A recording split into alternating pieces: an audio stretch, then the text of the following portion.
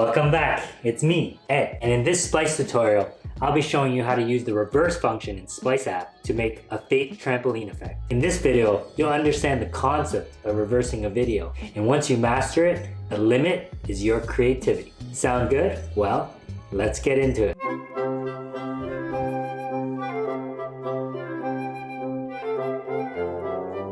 First, set up your phone on a tripod or a stable surface so it doesn't move. Next, lay a bunch of pillows on the floor, or a mattress will work too. To make this effect look cleaner, a blanket over top all the pillows will help. Start recording. For the first part, lightly jump into the middle. Next, carefully exit where you just landed, trying not to disturb the area. Head to the other end where you'll film the second part of our video. Start with the ending pose and jump backwards into the same spot you just landed in the first jump.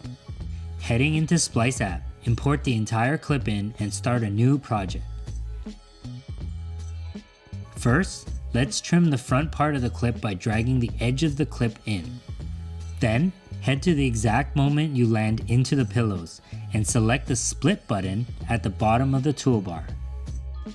Next, go to the ending pose that you filmed and trim away the footage up to that point. Now, go to the point where you land in the second part.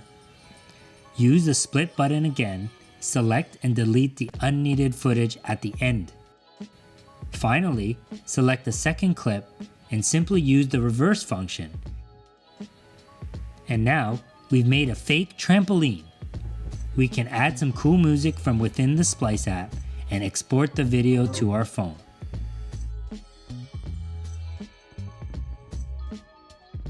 Alright everyone, that's it for this episode. Try it out and let us know what you created with it. Don't forget to check all the other tutorials in the video hack series. Thanks for watching, and we'll see you in the next episode.